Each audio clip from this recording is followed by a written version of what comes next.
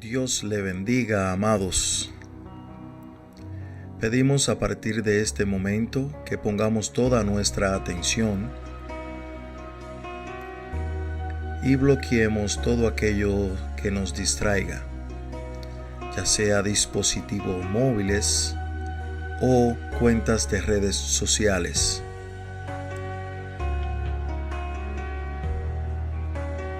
Es importante saber que aunque estemos en nuestras casas, el Señor demanda reverencia a su palabra. Nuestra adoración debe ser siempre la misma. Alabe y exalte al Señor, cantándole con gozo por medio de la alabanza. Disponga su mente y su corazón a atesorar el mensaje que Dios nos tiene hoy a través del predicador. La Iglesia Evangélica Torre Fuerte de Lawrence, Massachusetts, te saluda. Empezamos.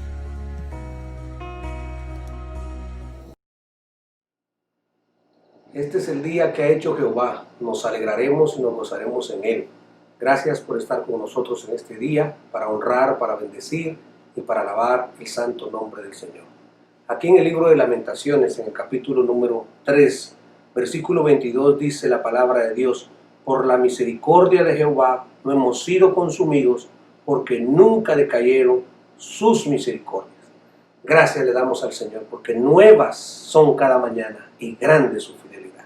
Así que estamos aquí, estamos vivos solamente por la gracia y por la misericordia del Señor. Así que gracias por unirse con su familia, gracias por unirse con nosotros para adorar juntos el nombre del Señor. Nos gustaría orar para darle al Señor, pedirle al Señor, mejor dicho, que Él bendiga esta actividad, que Él bendiga este servicio que es para honrarlo, para alabarlo y para bendecirlo. Si puede cerrar sus ojos juntamente conmigo y oremos. Padre Santo, gracias te damos por el privilegio que tú nos concedes de reunirnos una semana más, Señor, para bendecir y para adorar tu nombre. Tú eres bueno. Señor, la Biblia nos ha señalado que por la misericordia de Jehová no hemos sido consumidos, porque nunca decayeron sus fidelidades, sus misericordias. Señor, gracias te damos porque estamos aquí.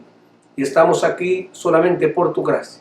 Hemos vivido una semana más, hemos tenido pruebas, hemos tenido luchas, hemos tenido situaciones difíciles, pero en este momento las echamos delante de ti en tu altar, Señor, y nos olvidamos de ellas para darte solamente a ti la adoración, la honra y la gloria, porque tú te la mereces. Gracias, Señor. En el nombre de Jesús. Amén y amén. Quiero invitarles a que juntamente con nosotros cantemos, adoremos y bendigamos el nombre del Señor. Hermanos, en esos momentos vamos a cantar con gozo y alegría al Señor, así como se titula este himno: grande gozo hay en mi alma hoy. Vamos a cantarle al Señor.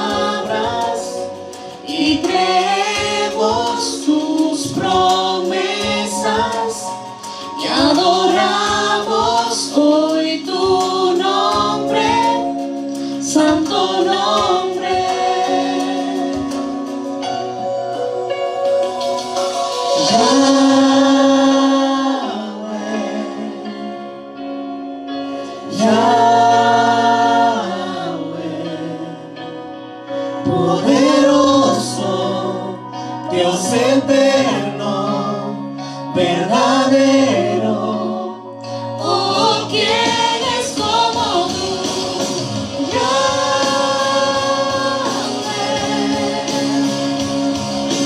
Yahweh,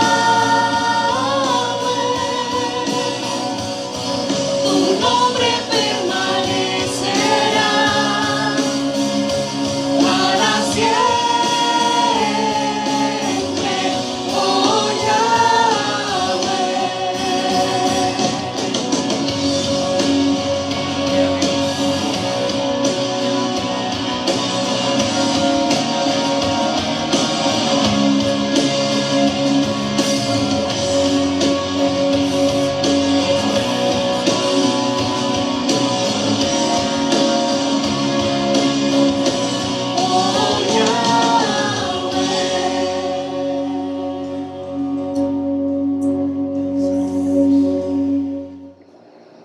Bien, qué bueno poder adorar el nombre del Señor. El día de hoy vamos a tratar un tema sumamente interesante. Estoy seguro que les va a encantar porque nos ayuda a cómo tratar asuntos que no son esenciales en nuestra fe. Hay algunas cosas que a veces los creyentes se preguntan, como ¿debe un creyente ir al cine? Hay otras preguntas como ¿debe un creyente ir a la playa? ¿Debe un creyente ir a un balneario público? ¿Debe un creyente quizás dejarse crecer la barba y el bigote? Cosas como esas. ¿Debe una mujer creyente usar pantalones? ¿Debe una creyente rasurarse las piernas?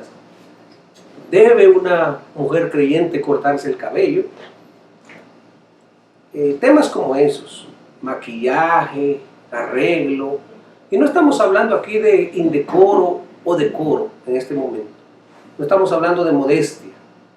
Entendemos que el creyente debe de ser modesto, entendemos que el creyente debe de tener un estándar delante del Señor. ¿Debe un creyente usar pantalones cortos?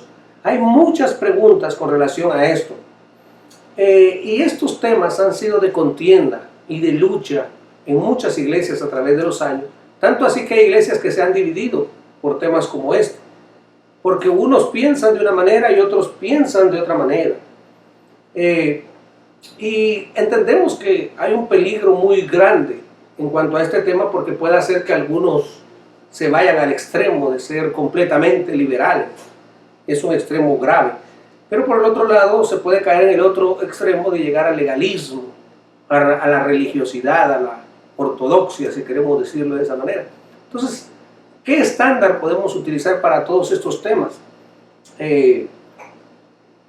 Por otro lado, los legalistas pueden catalogar a un hermano creyente de no creyente, pueden llamarle quizá impío, pueden llamarle quizá un creyente que ha caído en la gracia. De repente se encuentran con una hermana en el mercado de otra congregación y la encuentran en pantalones y dice: uy, yo no sabía que ella usaba pantalones, yo pensé que era creyente. Y entonces se empiecen en su mente a tener pensamientos que para Dios quizás no puedan ser agradables. Ahora, por el otro lado, quizás los liberales vean a una hermana con una falda, un vestido largo, y al ver a la hermana con ese vestido largo diga: se visten como santas, pero por dentro son unas diablas. Qué sé yo, ¿verdad? Temas como estos, que regularmente quizás no se tratan dentro de las iglesias, porque normalmente hay dos bandos, uno que cree que sí, otro que cree que no, y entonces nos enfrentamos a peligros que pueden traer disensiones, discordias, discusiones dentro de la obra del Señor. Pero el problema no es la disensión, el problema no es que tengamos diferentes puntos de vista con relación a estos temas, el problema es cómo tratamos estos temas. Así que, ¿tenemos en la Biblia cómo tratar esos temas? Yo creo que sí. Vamos a leer el capítulo 14 del libro de Romanos, Quiero invitarlos a que abran sus Biblias y vamos a leer los primeros 9 versículos. Vamos a tratar de encontrar qué nos dice la Biblia con relación a estos temas. Dice el versículo 1 del libro de Romanos capítulo 14, dice: recibid al débil en la fe, pero no para contender sobre opiniones, porque uno cree que se ha de comer de todo. Otro, que es débil, come legumbres. El que come, no menosprecie al que no come, y el que no come, no juzgue al que come, porque Dios le ha recibido. ¿Tú quién eres que juzgas al criado ajeno? Para su propio Señor está en pie, o cae, pero estará firme, porque poderoso es el Señor para hacerle estar firme. Uno hace diferencia entre día y día, otro juzga iguales todos los días. Cada uno esté plenamente convencido en su propia mente. El que hace caso del día, lo hace para el Señor. Y el que no hace caso del día, para el Señor no lo hace. El que come, para el Señor come, porque da gracias a Dios. Y el que no come, para el Señor no come, y da gracias a Dios. Porque ninguno de nosotros vive para sí, y ninguno muere para sí. Pues si vivimos, para el Señor vivimos, y si morimos, para el Señor morimos. Así pues, sea que vivamos o que muramos, del Señor somos. Porque Cristo para esto murió y resucitó, y volvió a vivir para ser Señor así de los muertos como de los que viven. ¿Qué les parece, mis queridos hermanos? Así que vamos a orar. Vamos a pedir al Señor que nos dirija y nos vamos a embarcar en este tema con la ayuda del Señor. ¿Qué les parece? Padre Santo, venimos delante de tu presencia y en este momento venimos muy humillados porque estamos delante de ti. Vamos a hablar de ti, vamos a hablar de tu palabra. Vamos, Dios mío, a traer, Dios mío, en un pasaje bíblico que nos ayuda a clarificar algunos pensamientos que puedan llegar a nuestras mentes y quizá puedan hasta llegar a nuestros corazones y que puedan afectar nuestra fe. Señor, así que te suplicamos que tú nos ayudes. Son 9 versículos que nos pueden traer mucha claridad. Ahora, lo que sí necesitamos es que tú guíes nuestros pensamientos a Cristo Jesús.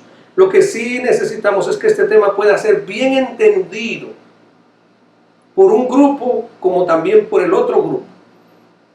Señor, por los que creen que se deben hacer ciertas cosas y por los que no creen y lo consideran pecado. Nos gustaría más bien pedir la asistencia del Espíritu Santo para que sea Él llegando hasta el corazón de cada creyente y traduciendo la palabra a su propio corazón, iluminando los ojos de su entendimiento, para que no crean al predicador, sino que crean a la palabra, lo que la palabra del Señor dice.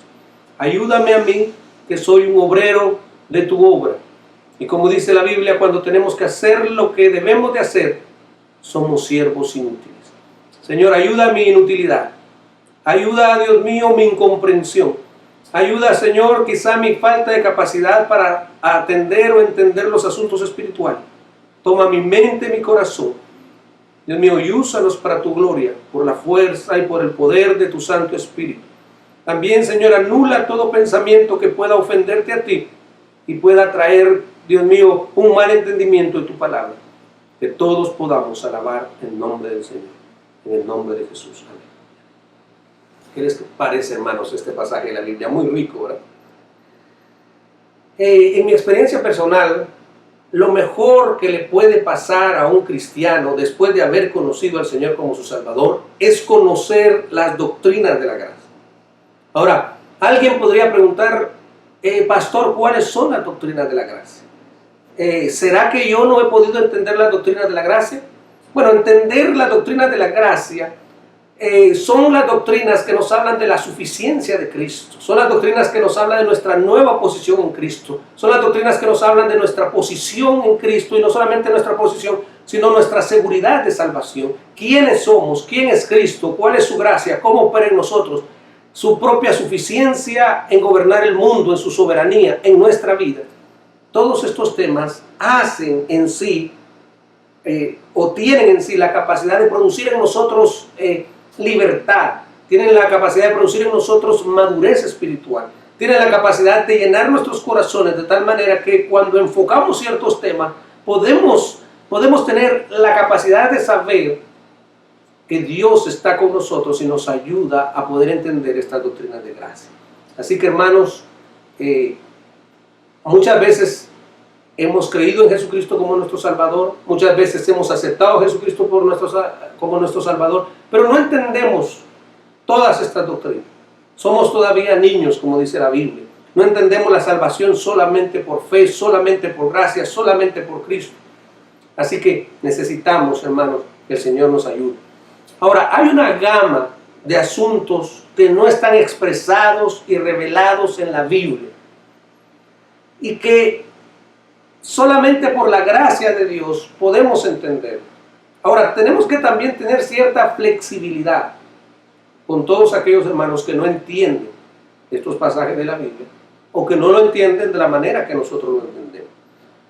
Y lo bueno de todo esto es que estos pasajes no son doctrinales. Estos pasajes no nos afectan, vamos a decir, en la salvación. Así que de esa manera podemos adentrarnos y de esa manera podemos llegar a considerar esos temas. En este caso se tocan dos aspectos importantes. El primero tiene que ver con la comida y el segundo tiene que ver con guardar días. Esos son los dos ejemplos que el apóstol San Pablo usa. Ahora, antes de entrar de lleno en este tema, debo de aclarar que en asuntos esenciales de nuestra fe no podemos ser flexibles. Debo de aclarar que en asuntos esenciales de nuestra fe no podemos ser flexibles. ¿Por qué? Porque si estamos hablando, un ejemplo, de la suficiencia y de la inerrancia bíblica, no podemos ser flexibles. Si estamos hablando, por ejemplo, del sacrificio perfecto de Cristo, si alguien dice que tenemos que agregarle obras u otro aditivo, no podemos ser flexibles. Si alguien nos dice la salvación por la fe, que necesitamos otras cosas, no podemos ser flexibles. Si alguien no entiende o no sabe lo que es la doctrina del sacrificio perfecto, expiatorio, vicario, que Jesucristo tomó nuestro lugar, no podemos ser flexibles. O sea, si hablamos de las doctrinas de justificación, de sustitución, de expiación, no podemos ser flexibles. ¿Por qué? Porque estas doctrinas son cardinales.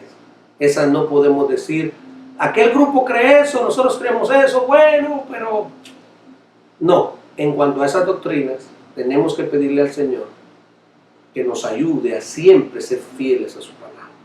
No estamos buscando una manera de ecumenismo, no estamos buscando una unidad que vaya por encima de la Biblia.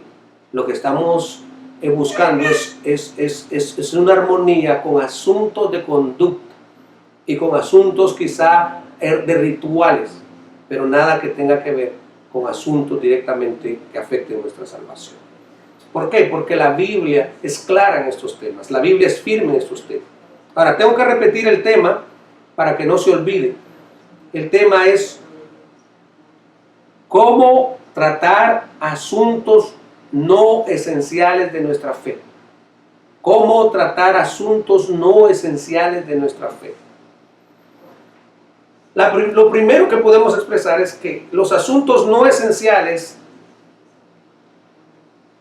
que no interfieren con nuestra fe se pueden tratar de la siguiente manera, poniendo cada uno de su parte. Cada creyente debe de poner de su parte. Y aquí el apóstol San Pablo usa dos definiciones. La primera, el apóstol San Pablo habla de un hermano maduro o fuerte. Y la segunda, el apóstol San Pablo habla de un hermano que es flaco o que es débil.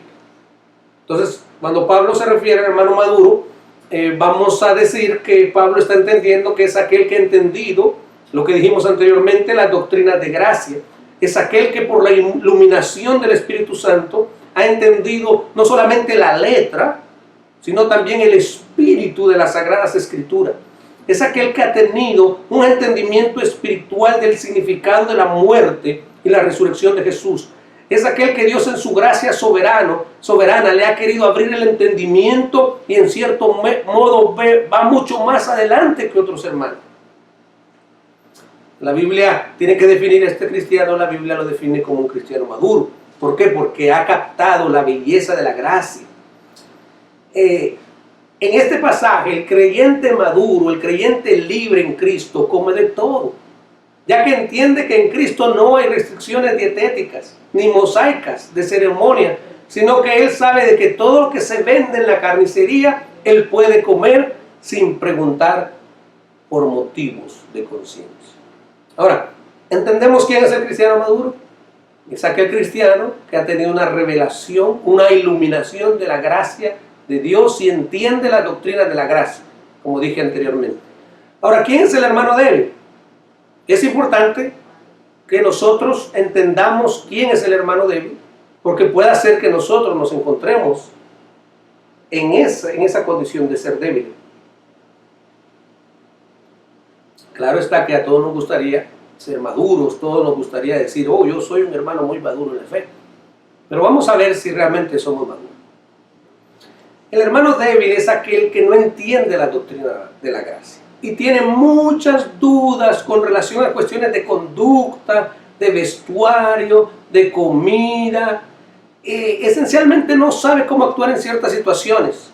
Pero este hermano sí tiene un deseo muy grande por agradar a Dios. No quiere fallarle a su maestro por ningún motivo. Y sobre todo este hermano no quiere perder su salvación. Él está dispuesto a esforzarse, a dar lo mejor de sí. Pero regularmente es un cristiano que vive en temor. Ahora, yo pienso que no todos los débiles son iguales. Yo podría decir que hay diferentes categorías de hermanos débiles. No voy a tratar de definirlas a todas. Y pienso que en algún momento algunos de nosotros hemos sido débiles en algunos temas. Ahora, según David Guzik, él dice que un débil puede ser débil por varios motivos. Número uno, porque es un bebé. Número dos, porque está enfermo espiritualmente. Número tres, podría ser porque es un legalista. Número cuatro, es porque está desnutrido bíblicamente. Y número 5, porque no practica ejercicios espirituales. ¿Entendimos quién es un cristiano maduro? ¿Quién es un cristiano débil? Vamos avanzando. ¿Cuál es el papel del hermano maduro? Vamos a leer este pasaje que dice: recibid al débil en la fe, pero no para contender sobre opiniones. Porque uno cree que ha de comer de todo, otro que es débil come legumbres. El que come no menosprecia al que no come, y el que no come no juzgue al que come, porque Dios le ha recibido. Entonces, el hermano maduro, como dijimos anteriormente, ese hermano no tiene problemas. Ese hermano le ponen una carne enfrente y él no va a preguntar si pasó un requerimiento ceremonial. Él no va a pensar ni tampoco se le va a pasar por la mente si esa carne fue ofrecida a un ídolo. Ese hermano va a tomar su carne, va a tomar sus cuchillos, sus tenedores y se va a comer su carne sin ningún problema. Él no está averiguando, él lo único que está haciendo es comiendo en acción de gracias a Dios, dándole gracias a Dios porque Dios le ha ofrecido esos alimentos. Mientras tanto, el hermano débil, este hermano dice, bueno, yo no sé si eso fue ofrecido a los ídolos, quizá esto no cumpla con todos los requerimientos kosher, que es la manera como los judíos verifican que ha cumplido con las reglas sanitarias y las reglas de la Torá y el Talmud. Y ese cristiano que se ha convertido al evangelio, que no es un judaizante, es un cristiano que dice, para no ofender a mi Dios, yo mejor me como unas hierbas, yo mejor me compro unas legumbres, y de esa manera, mejor una ensaladita, y de esa manera no ofendo a Dios. Recibir al hermano débil, debe recibirle como creyente, debe aceptarlo. La Biblia dice que el papel del hermano maduro es recibir al hermano débil. ¿Escuchó bien? ¿Me escuchó, hermano? Dice que el papel del hermano maduro es recibir al hermano débil. También, ¿qué significa esto? Debe de recibirle como creyente, debe de aceptarlo en el seno de la iglesia, debe de admitirlo. En otras palabras, cuando se reúne con él, no lo hace para conversar sobre esos temas polémicos. No lo llama a su casa para comerse una comida y darle a entender, mira, estás fallando. Yo te invité a comer, pero vamos a hablar de este tema. No, no lo hace para acusarlo, no lo hace para traerle a la memoria estas diferencias que hay entre el uno y el otro, sino que lo hace con un objetivo claro de darle la bienvenida, con una genuina y real y cálida bienvenida dentro del seno de la iglesia, y lo acepta como un hermano en la fe. Pablo no está pidiendo al hermano fuerte que corrija al hermano débil, sino que Pablo le está pidiendo que le dé su valor como creyente, que lo incluya en el círculo de amigos, si lo quisiéramos decir de esa manera. Imagínense, hermanos, el hermano Pedro, cuando Pedro empezó a servir al Señor, lo primero con el que él se encontró fue con que él no quería juntarse con los gentiles, pero Dios le demostró de una manera bien visual, de una manera maravillosa, que a lo que Dios había santificado no le llamara a él inmundo. Se refería a los gentiles y se refería también a la comida, si queremos mencionarlo, porque más adelante se menciona la comida y el apóstol San Pablo la menciona. Ahora, la mejor manera de ayudar al débil en la fe es recibirlo en pleno, con afecto, con amor. Ahora, si estos hermanos hubiesen sido judaizantes, estos hermanos hubieran querido volver a la ley, si estos hermanos hubieran querido volver a las tradiciones de los hombres, el apóstol San Pablo no hubiera sido tan suave con ellos, sino que de ahí mismo los hubiera cortado rápidamente, como le hizo con los Gálatas. Oh, Gálatas insensatos. Pero ustedes se dan cuenta que aquí no tiene nada que ver con eso. Tiene más bien que ver con aquel hermano que es débil, que ha reconocido a Jesucristo como su Salvador y dice, bueno, por si acaso, yo mejor no como carne. Lo primero entonces es recibirle. Lo segundo, dice no contender. Debemos de evitar esas polémicas. Pablo condena la actitud cuando nosotros queremos contender con los hermanos. Pablo condena la actitud cuando nosotros despreciamos y condenamos a los hermanos porque ellos hacen esto, porque no hacen esto. Estos hermanos tienen muchas dudas. Estos hermanos, como dijimos anteriormente, son gente que tiene muchas preguntas. Son hermanos que no quieren hacer algo por no desagradar a su Señor. Y eso está bien. ¿Por qué? Porque no han entendido completamente la letra y el espíritu de la palabra del Señor. Todavía su entendimiento no ha sido iluminado. ¿Y qué debe de hacer el otro creyente? Debe de orar por él, debe de esforzarse, quizás si es su maestro, en enseñarle, pero no puede forzarle a ir por el camino, porque el único que le puede abrir entendimiento es el Señor. Entonces, las dudas de esos creyentes en la iglesia de Roma podrían venir sobre ciertas cosas. En primer lugar, ¿cómo sería matado ese animal? En segundo lugar, podría ser qué animal quizás era un cerdo, quizás era un conejo, que ellos no podían comer. Quizá antes de llevarlo al mercado lo pasaron por un templo pagano. Lo mejor para evitar esa clase de problemas, los hermanos decían, sírvanme mi lechuga y mi espinaca, que con eso yo resuelvo mi almuerzo. Entonces, hermanos, lo primero Pablo dijo, recíbanlo. Lo segundo dijo, no contiendan. Lo tercero, no lo menosprecien. En otras palabras, no lo vean como menos. Es verdad y es cierto que a veces ellos leyendo la Biblia no pueden entenderla, pero usted no los menosprecie, porque por ahí hemos pasado todos nosotros. Y todavía hay muchos pasajes de la Biblia que nosotros los leemos y los releemos y no los entendemos. Y el apóstol San Pablo dice, no lo menosprecie, no lo vea como un ignorante, no lo vea hacia abajo, no lo vea como si el hermano no tiene valor. No haga que la madurez espiritual sea un requisito para juntarse. No, yo no me junto con ese hermano porque él todo lo ve como un pecado, mejor no me junto con él. No, usted tiene que reunirse con él y tratarlo con mucho respeto y con mucho amor. Ahora, entendemos que el mayor compromiso recae sobre el hermano maduro. 1 Corintios capítulo 8, versículo 9 al 13 dice, pero mirad que esta libertad vuestra no venga a ser tropezadero para los débiles. Porque si alguno te ve a ti que tienes conocimiento sentado a la mesa en algún lugar de ídolo, la conciencia de aquel que es débil no será estimulada a comer de los sacrificados a los ídolos. Y por el conocimiento tuyo se perderá el hermano débil, por quien Cristo murió. De esta manera, pues, pecando contra los hermanos e hiriendo su débil conciencia, contra Cristo pecáis. Por lo cual, si la comida le es a mi hermano ocasión de caer, no comeré carne jamás, para no poner tropiezo a mi hermano. David también repite, David Gassi, que lo mencionó hace un momento, dice que debemos de hacer diferencia entre el hermano débil y el hermano rebelde. El hermano rebelde es otro asunto, es otro tema. Pero el hermano débil es aquel que sinceramente quiere agradar a Dios.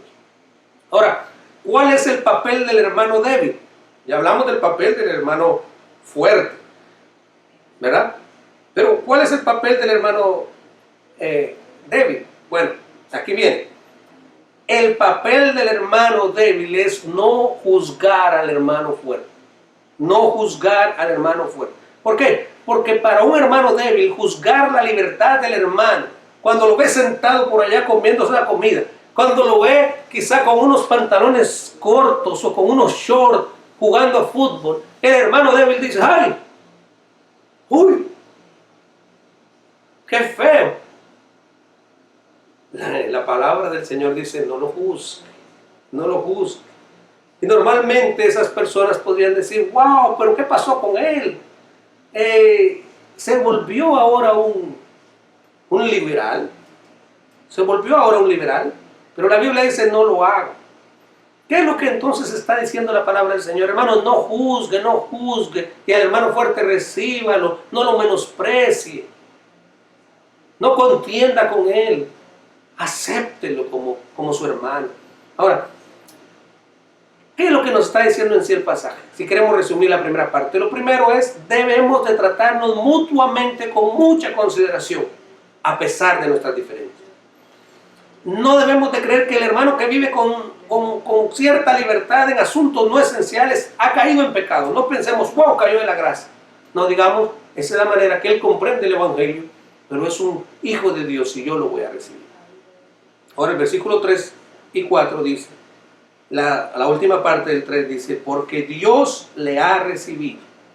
¿Tú quién eres que juzgas al criado ajeno? Para su propio Señor está en pie. O cae, pero está firme porque poderoso es el Señor para hacerle estar firme. ¿Por qué entonces nosotros tenemos que recibir al hermano? ¿Por qué no debemos de juzgarlo? Bueno, la palabra del Señor dice, porque Dios lo ha recibido. En otras palabras, si Dios lo ha salvado, si Dios lo ha perdonado, si Dios lo tiene sentado en lugares celestiales con Cristo, ¿por qué usted y yo no vamos a recibir al hermano? ¿Cuál es la razón por la cual no le vamos a recibir? ¿En base a qué nosotros vamos a juzgar al hermano? ¿En base a qué nosotros lo vamos a menospreciar? Si la Biblia dice, Dios lo ha recibido. En otras palabras, nosotros también tenemos que recibirlo. No podemos menospreciarlo. ¿Qué derecho tenemos nosotros de menospreciarlo? ¿Qué derecho tiene el hermano de juzgarnos a nosotros? Si usted lo vio el otro día salir del cine, no lo juzgue. No lo juzgue. Tengo que decir, tengo que confesar que cuando yo empecé en mis primeros años de pastorado, yo, para hablar en contra del cine, yo usaba un pasaje completamente fuera de contexto. Ahora, a través de los años, he entendido que ese pasaje no tiene nada que ver con eso, por un lado. Y por otro lado es, a mi parecer, un cristiano puede ir al cine. Lo que tiene que cuidar el cristiano en ver cosas que le agraden al Señor.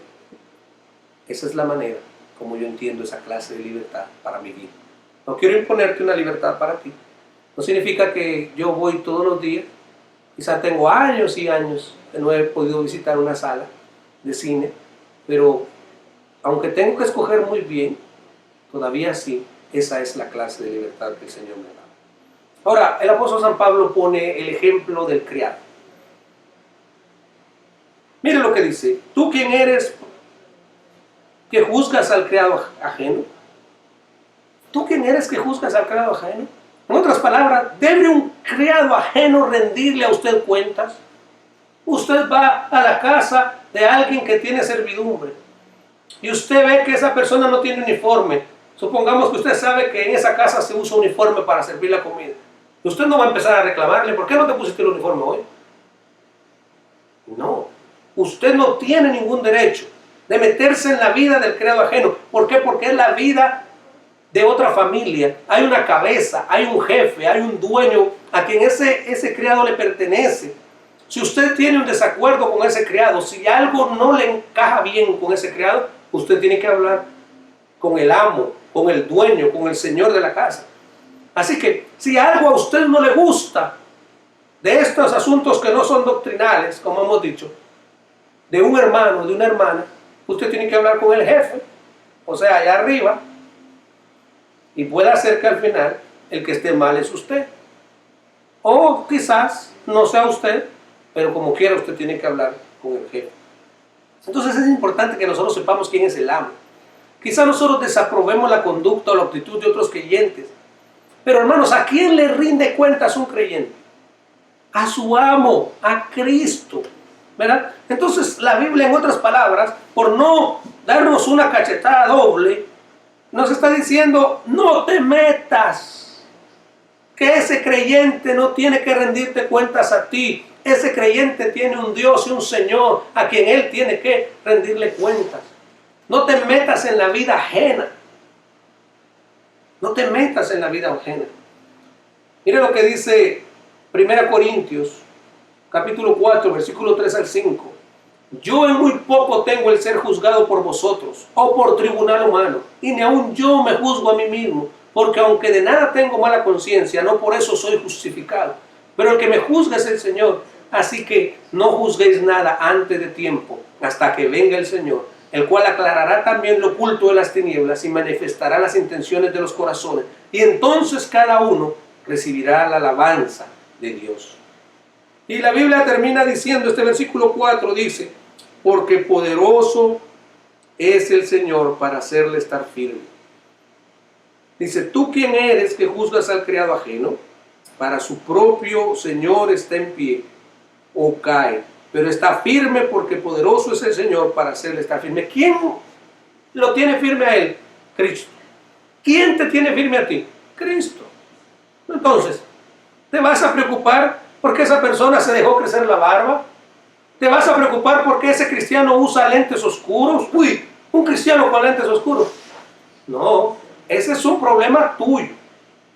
Oh, un cristiano con bigote. Hace muchos años, algunas iglesias le prohibían a sus miembros que se cortaran el bigote. Habían otras iglesias que probablemente le prohibían a sus miembros que se lo rasuraran o que se lo dejaran. O sea que eso tiene que ver ya con cuestiones puramente de la misma iglesia, vamos a decir, o de la misma persona.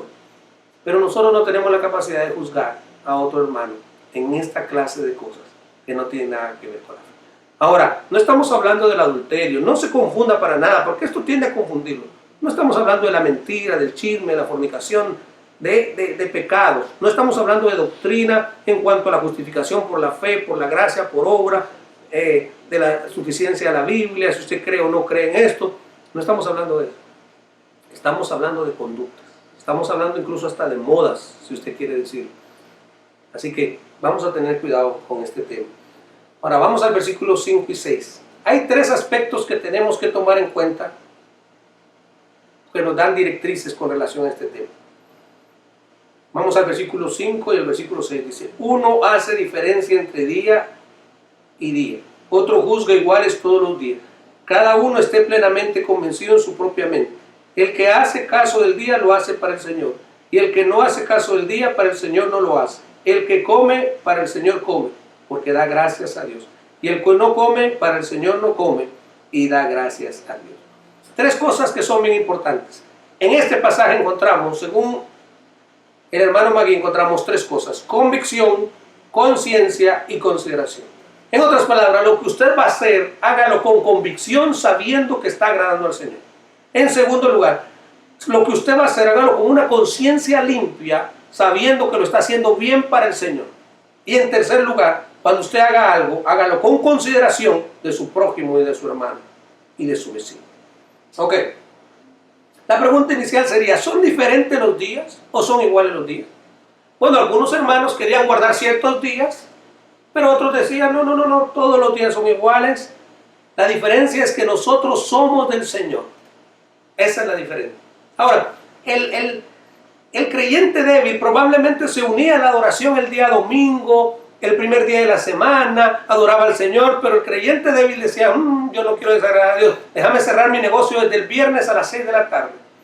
Y practicaba también el sabbat, cerraba prácticamente el sabbat y adoraba en el primer día de la semana. ¿Por qué? Porque él no quería desagradar al Señor. Pero el problema no es las diferencias que tenemos, sino el juicio que emitimos o el trato que tenemos sobre otros hermanos. Por ejemplo, cuando usted ve a alguien muy alegre en un culto, ¿verdad? Usted ve a alguien alabando al Señor muy alegre, usted dice, cuando viene a ver, ese hermano está gozando en la carne. Pero cuando viene a ver, usted también está juzgando en la carne. Entonces, ¿cuál es la diferencia? ¿Cuál es la diferencia?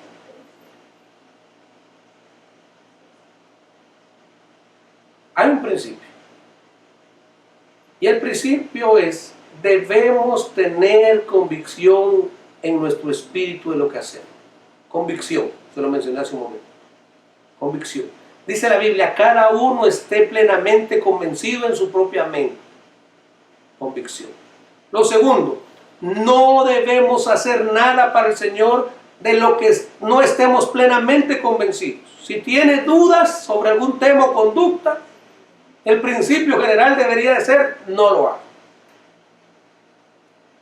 Por ejemplo, si usted está dudando sobre alguna comida, no la coma. Si usted está dudando sobre ir a algún lugar que considere que, yo creo que es pecado, no estamos hablando de que usted vaya a una barra a beber, no. Un lugar, una playa, vamos a decir. Si usted considera que es pecado, para usted es pecado. Para usted es pecado. Y no debe de hacerlo. Porque si para usted es dudoso, es dudoso. Eso téngalo por seguro. ¿Por qué? Porque todo esto tiene que ver con diferentes niveles de madurez. No estamos hablando de libertinaje. No estamos hablando de tomar la libertad de Cristo para irnos a pecar. No estamos hablando de ese tema. No. Todos los cristianos queremos vivir santa y piadosamente, agradando a Dios en todo.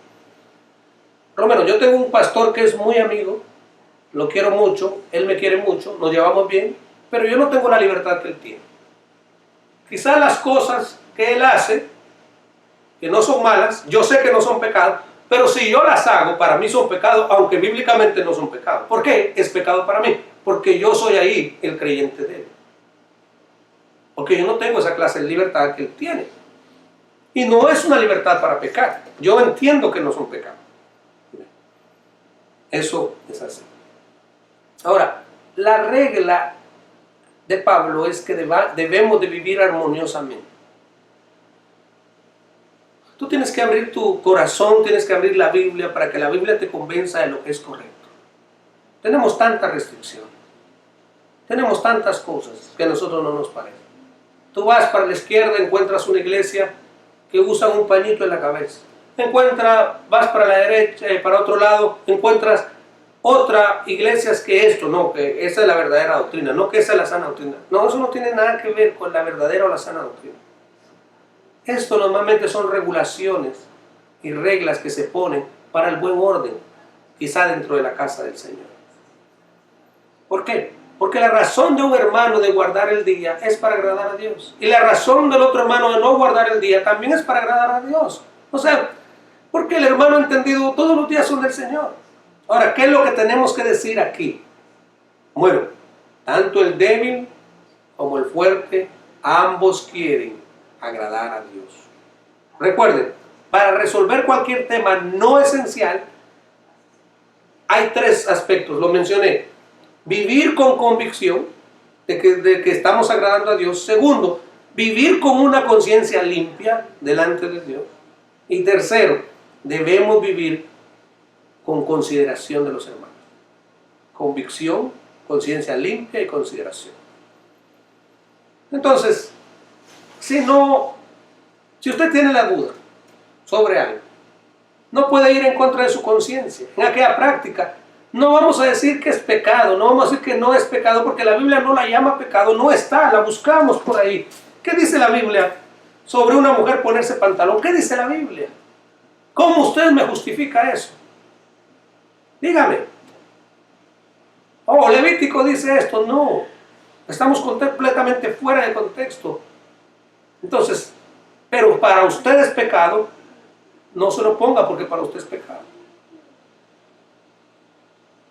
Ve, es que no se trata del hermano en estos aspectos, se trata de mí. ¿Qué es lo que yo, en ese sentido, en asuntos que no están clarificados en la Biblia? Vuelvo y repito, en asuntos que no están clarificados en la Biblia, porque esto se da a irse a otro extremo y tomar la libertad de Cristo como libertinaje y decir, el pastor dijo, no. Estamos hablando de temas específicos donde no hay una clara advertencia de la palabra del Señor. Supongamos que para una persona es pecaminoso ir a patinar. Uy, yo veo a un pastor patinando por allá. ¿Para quién es pecaminoso? ¿Para el pastor o para él? Algunos dicen, no, porque un pastor no puede ir a jugar golf. Otros dicen, no, porque un pastor no puede jugar fútbol. No, porque un pastor no puede. O sea, parece que ellos sí pueden, pero el pastor no puede.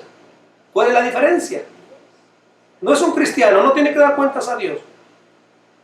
Así que, hermanos, pidámosle al Señor que nos ayude. Pero si para usted es pecado eso, no lo haga. Algunos dicen, beber café es pecado. Pues, hermano, no lo bebas. Y si a tu conciencia le molesta y le afecta que cuando tú y yo nos reunimos, yo beba café, es bueno que me lo dejes saber. Y si yo lo sé que te molesta, yo no voy a beber café enfrente tuyo para no afectar tu conciencia.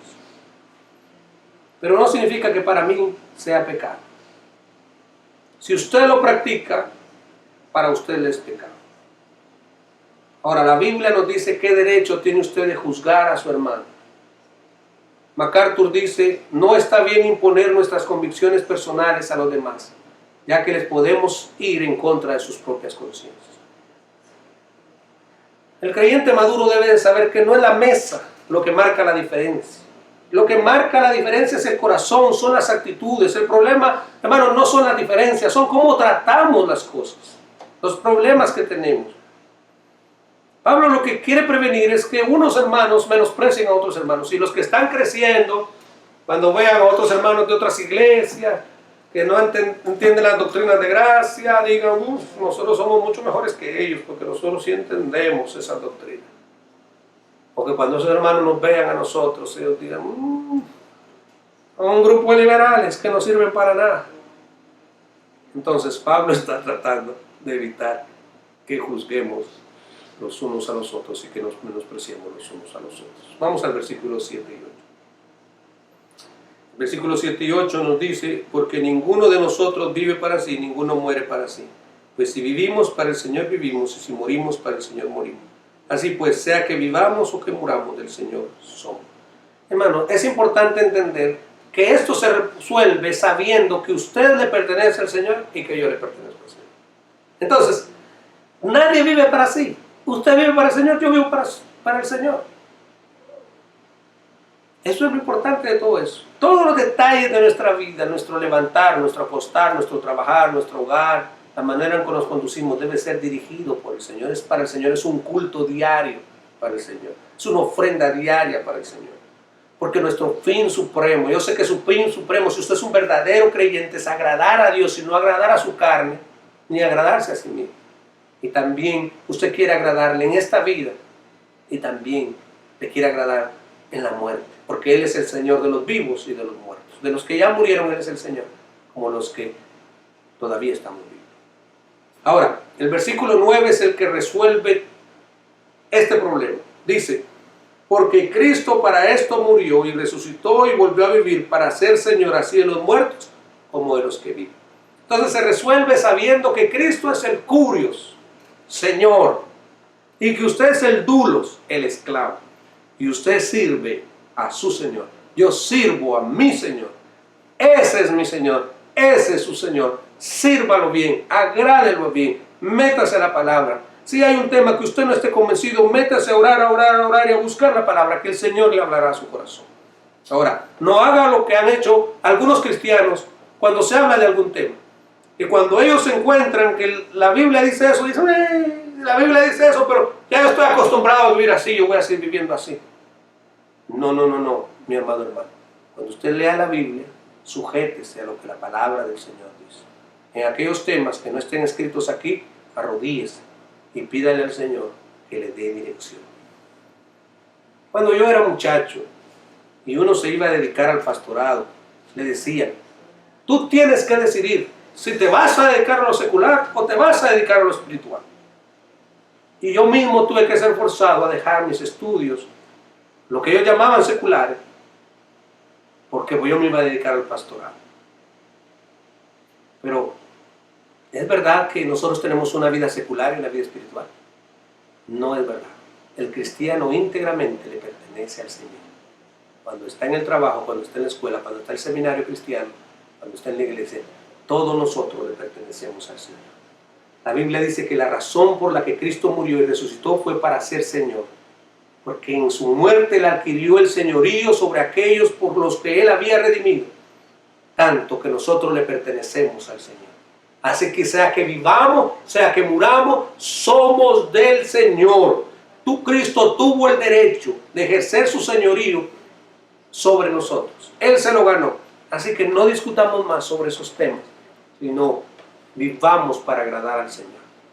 Señor, en esta hora te damos gracias, porque tú quieres que nosotros vivamos para agradar. Que no menospreciemos a nuestros hermanos. Señor, si ellos no han entendido la doctrina de la gracia, si ellos no están caminando, Dios mío, en la misma manera, en algunos detalles que no son doctrinas fundamentales, ayúdanos a recibirlos y ayúdanos a abrazarlos en la fe. Gracias, te damos por tu palabra, porque nos enseña la manera en que nosotros debemos de tratar a nuestros hermanos. Por favor, Señor Jesús, ten misericordia de nosotros para que podamos agradar a nuestro Curios, a nuestro Señor. Que entendamos el señorío de Cristo, que entendamos que Él es nuestro Señor y nuestro Salvador, y que humildemente nos sometamos a Él. En el nombre de Jesús. Tú sabes que nuestro deseo no es vivir en libertinaje, sino vivir nuestra vida en libertad, agradándote en todo lo que hacemos, comemos o bebemos, sea para la honra y para la gloria de Dios. En el nombre de Jesús. Amén. Bien, hermanos, que Dios les bendiga y espero que este estudio, predicación les pueda servir para poder crecer en la gracia del Señor. Que el Señor les guarde.